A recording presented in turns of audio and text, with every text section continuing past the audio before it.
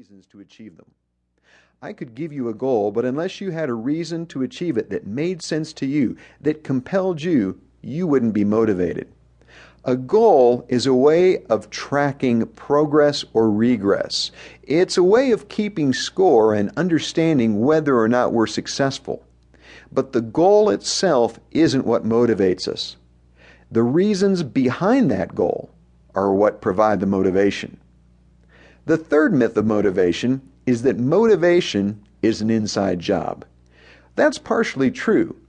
Think about this. Digestion is internal, but we choose the nutrients that we ingest.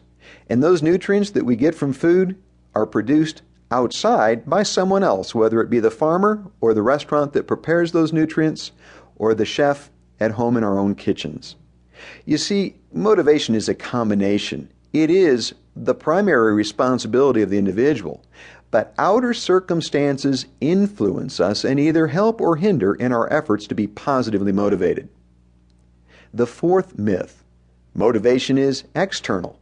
Now this is the opposite of the third myth, that it's only internal. Now I'm going to exaggerate a bit to make a point. If I decided to rob a bank and I pointed a gun at the teller, if he or she gave me all the money, would they be internally or externally motivated? Now I know that's a silly illustration, but it makes a far more important point, and that is that an external environment affects how easy it is for us to do what needs to be done.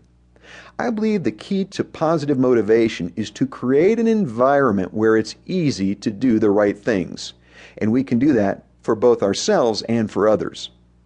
The fifth myth of motivation is that motivation is a feeling. Of course, it's incomplete if that feeling doesn't lead to action.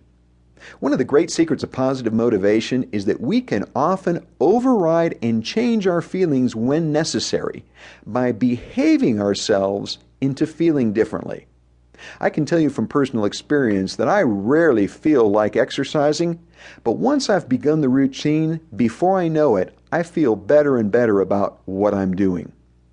We can often behave ourselves into different feelings. We don't have to be feeling dependent to be positively motivated. And finally, the sixth myth of motivation is that motivation is an action. Well, action is caused by motivation, and motivation is evidenced by action. But as I said earlier, the motives that we have are the fuel that enable us to choose the best behaviors. So why does motivation get a bad rap? After all, we see comedy sketches and hear comedians making fun of motivation and motivational speakers. I think motivation sometimes gets a bad rap deservedly because it can be done incorrectly and can come off as silly. But the reality is that motivation isn't just hype. I once heard it said that if you laid all the motivational speakers in the world end to end, everybody'd be happy. Well, there's another case of making fun of motivational speakers, but the reality is that anything done to excess or done incorrectly is what our Australian friends call over the top. The idea is to be a realist and to truly understand motivation so that it doesn't become just empty hype or a feeling that goes away. After all, if all motivation is a warm, fuzzy feeling, it won't accomplish much. I think also motivation gets a bad rap because people say it's difficult to sustain.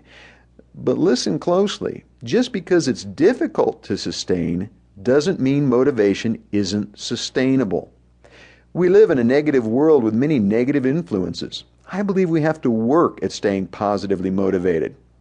While some people might be born with a genetic predisposition that makes it easier for them to be positively motivated, for most of us, it's a choice that requires time and effort.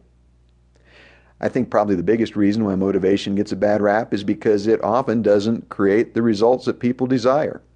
That's because that fuel of positive motivation has been used to fuel the wrong engine or the wrong process. In other words, we uncoupled the right behaviors from the right reasons. And finally, and I think this is so important to remember, we can't expect others to do it for us. We shouldn't be dependent on others to motivate us. One of the most important concepts of mastering positive motivation